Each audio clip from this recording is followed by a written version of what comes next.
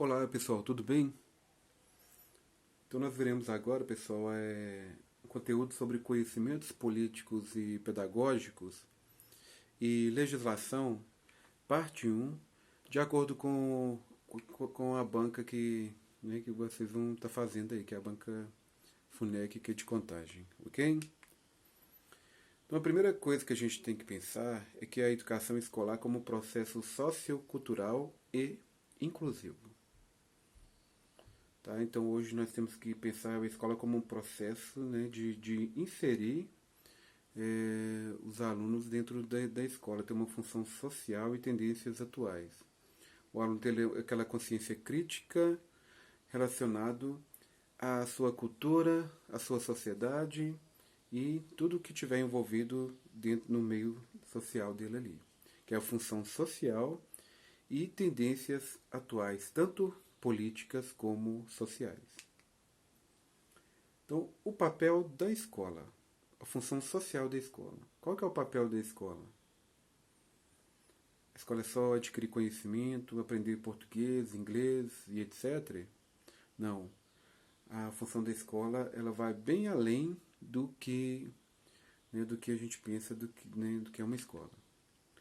A sociedade ela tem avançado em vários aspectos e mais do que nunca é imprescindível que a escola acompanhe essas evoluções, que ela esteja conectada a essas transformações, falando a mesma língua, favorecendo o acesso ao conhecimento, de que é assunto crucial a ser tratado neste trabalho. É importante você refletir sobre o tipo de trabalho que tem desenvolvido nas escolas e qual o efeito. E se você não tiver trabalhado ainda, né, qual é o trabalho que você pode desenvolver e qual é o efeito que pode causar. Que resultados você quer alcançar? Que resultados tem alcançado para quem já trabalha? Qual é, na verdade, a função social da escola? Pense comigo. Qual é a função social da escola? Pensar assim, ó, a escola serve para quê?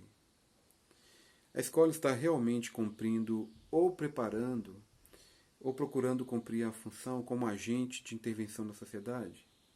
Eis alguns pressupostos a serem explicados neste texto.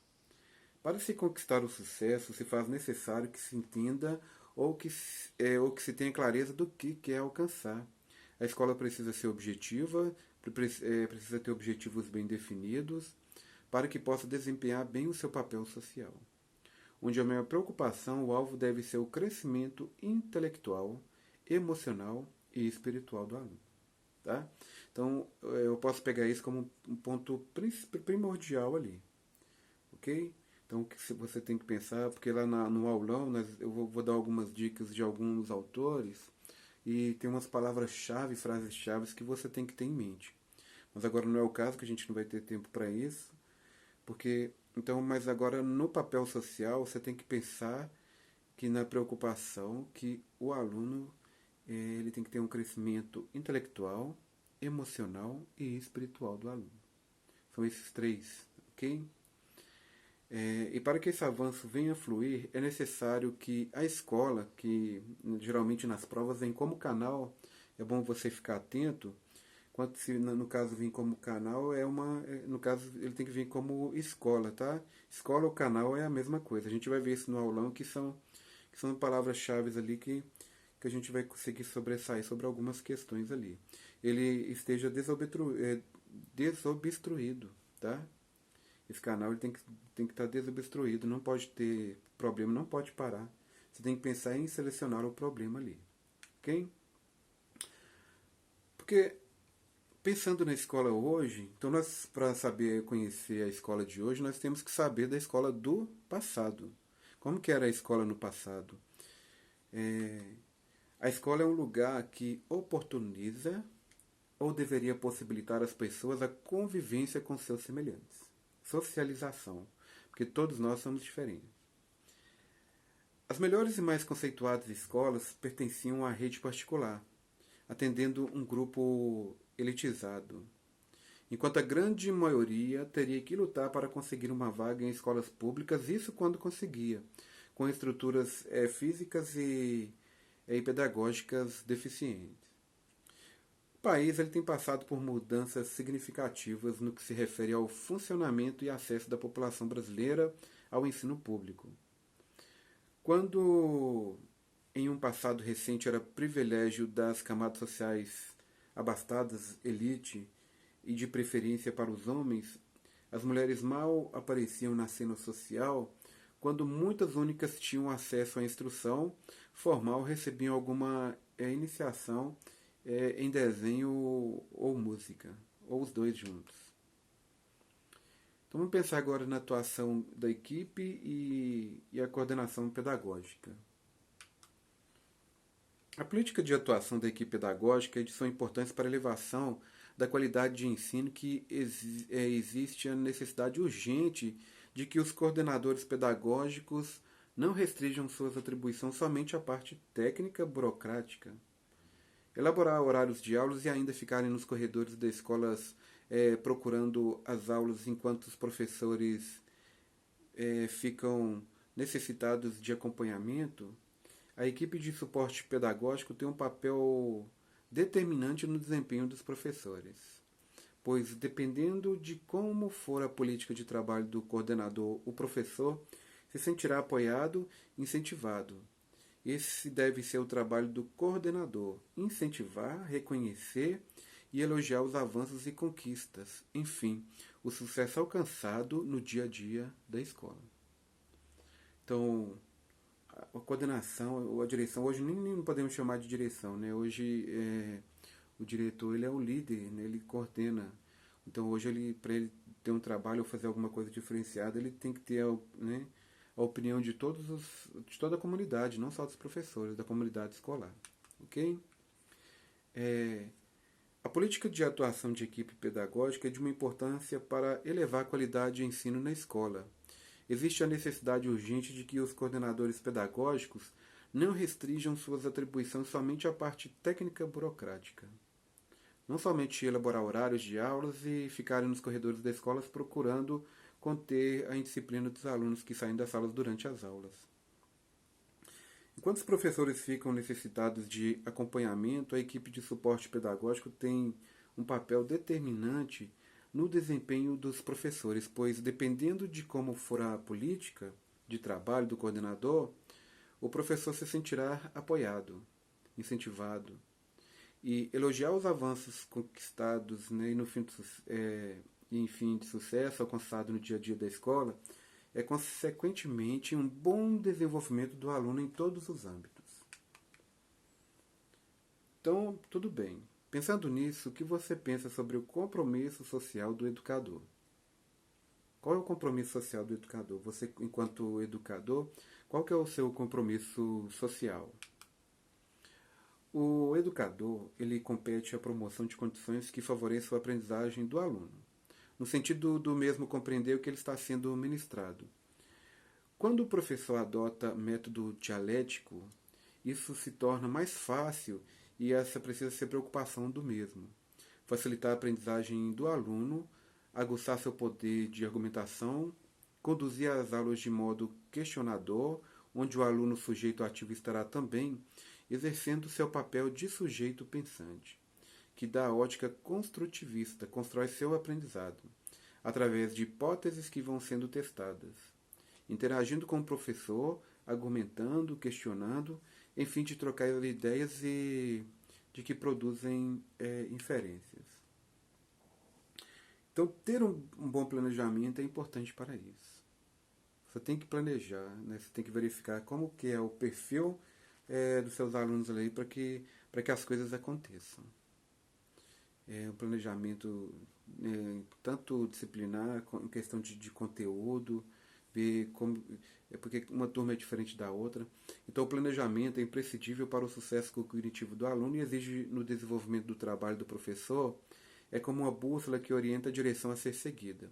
Pois quando o professor não planeja o aluno, e é o primeiro a perceber que algo ficou a desejar, pois mais experiente que seja o professor, esse um dos fatores que contribuem para a indisciplina e desinteresse na sala de aula. É importante que planejar aconteça de forma sistemática e contextualizado com o cotidiano do aluno, fator que desperta seu interesse e participação ativa.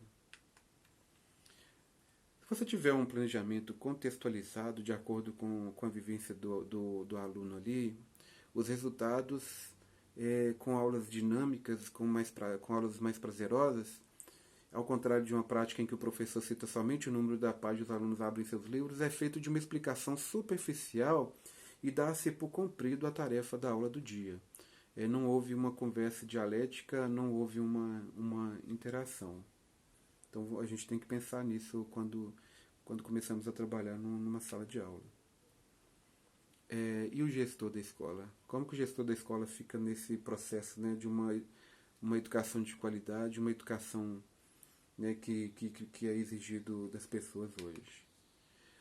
A cultura organizacional do gestor é decisiva para o sucesso ou fracasso da qualidade de ensino da escola.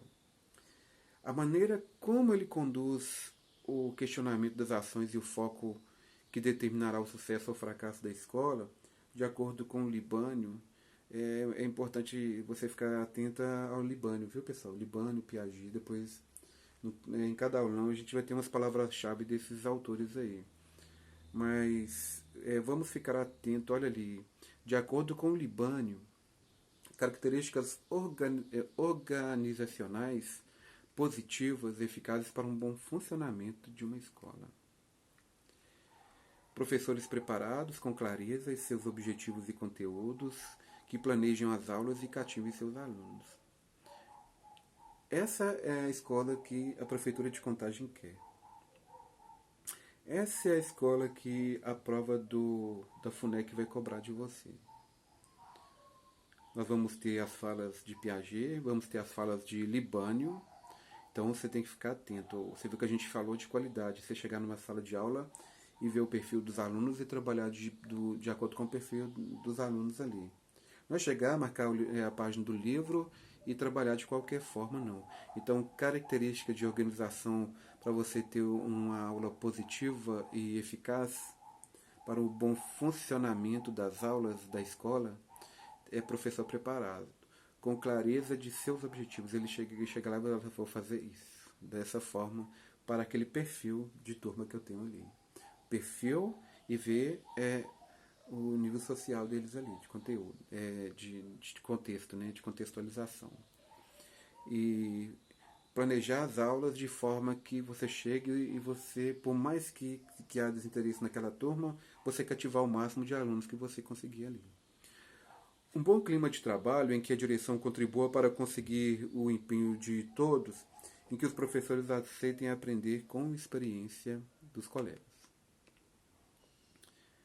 Clareza no plano de trabalho do projeto pedagógico curricular que vá de encontro às áreas necessidades da escola, primado por sanar problemas como falta de professores, cumprimento de horários e atitudes que assegurem a seriedade, o compromisso com o trabalho de ensino e aprendizagem com relação a alunos e funcionários. Isso é o pensamento que tem que ter o gestor de uma escola. Estar claro o seu trabalho ali, engajado com o projeto pedagógico curricular e de encontros de reais às necessidades da escola ali. O que é mais importante para a escola é pensar em resolver os problemas, porque tem falta de professores, tem cumprimento de horário, atividades, seriedade, o compromisso com o trabalho, a clareza com relação aos alunos e funcionários, mas saber cobrar ali também, né, para ter um clima harmonioso entre professores e alunos. Quando o gestor, com o seu profissionalismo, conquista o respeito e admiração da maioria dos seus funcionários e alunos, há um clima de harmonia que predispõe à realidade de um trabalho onde, apesar das dificuldades, os professores terão prazer em ensinar e alunos terão prazer em aprender. Pegando o ponto dos alunos, pegando o ponto dos professores, pegando o ponto dos gestores, dos professores, pegando o ponto aí dos coordenadores pedagógicos. E quando a gente pensa no todo, né, que é a função social da escola. Qual que é a função social da escola? Pense comigo, a função social da escola. A escola é uma instituição social, nós sabemos disso, com objetivo explícito. O desenvolvimento das potencialidades, né, ficar bem atento a essas palavras físicas, cognitivas e afetivas dos alunos, físicas, cognitivas e afetivas dos alunos, por meio da aprendizagem dos conteúdos, outras palavras-chave, né, conhecimentos, habilidades, procedimentos, atitudes e valores. Conhecimentos, habilidades, procedimentos, atitudes e valores. Que, aliás, que deve, de uma maneira contextualizada, desenvolver nos discentes a capacidade de tornarem-se cidadãos participativos na sociedade em que vivem. Eis o grande desafio da escola, fazer um ambiente escolar um meio que favoreça a aprendizagem, onde a escola deixe, né, de ser apenas um ponto de encontro e passe a ser, além disso, encontro com o saber, com descobertas de forma prazerosa.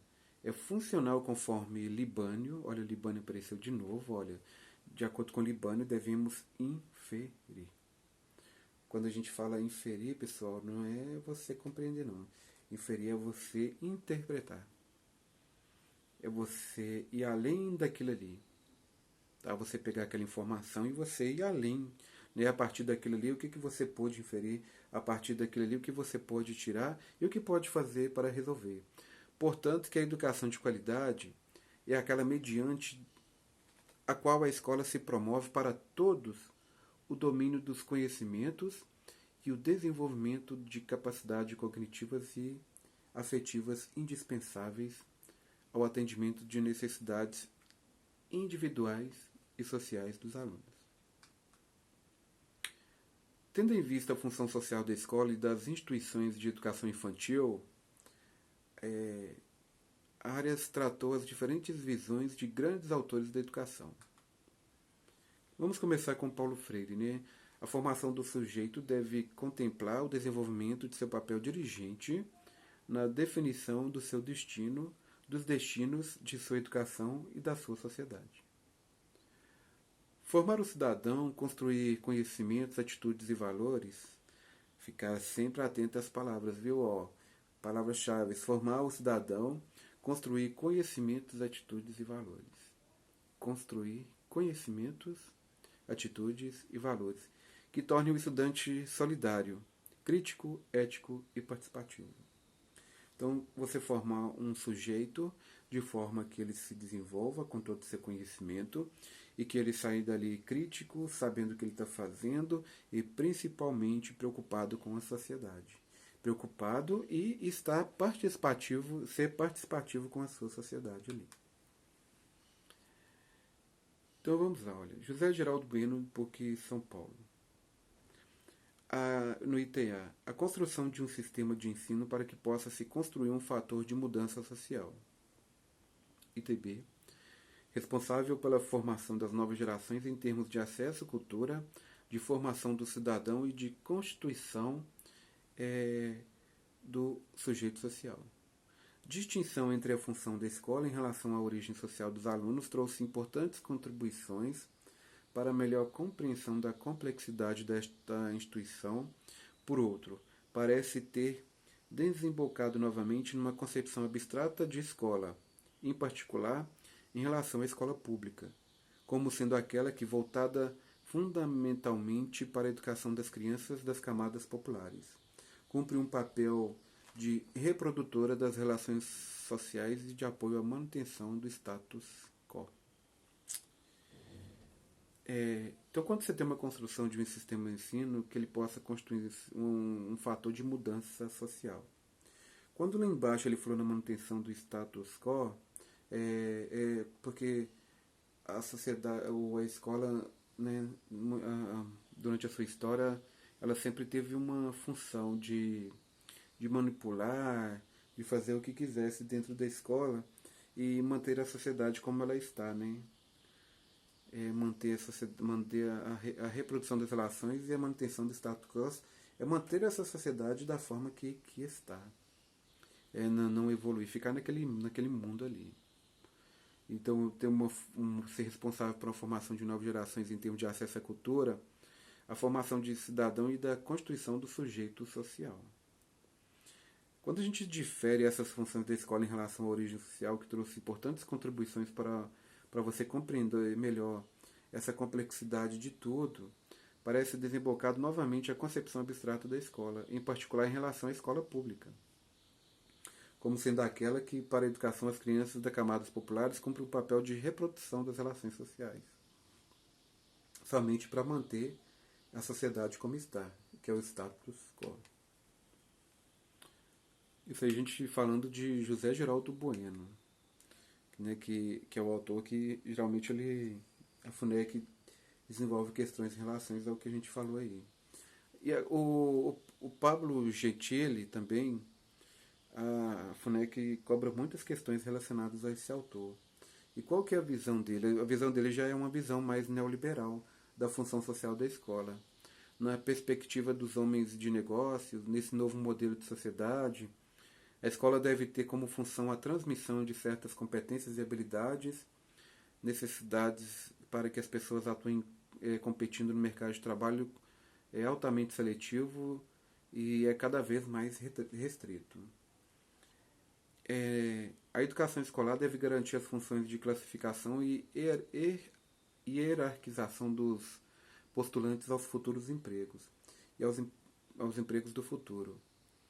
Para os neoliberais, nisso reside a função social da escola. Semelhante desafio só pode ter êxito no mercado social que seja ele próprio, uma instância de seleção meritocrática, em suma, um espaço altamente competitivo.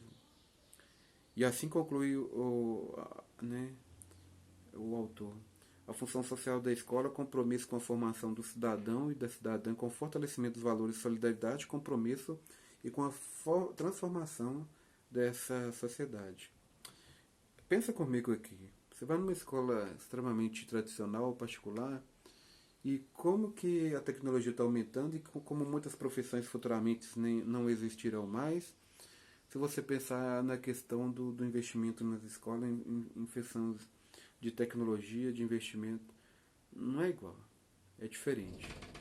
O aluno da escola pública ela não compete da mesma forma que os alunos de uma escola particular, em questão de conhecimentos, em questão de estrutura. Então, essa é uma visão neoliberal da função social do Paulo Gentili.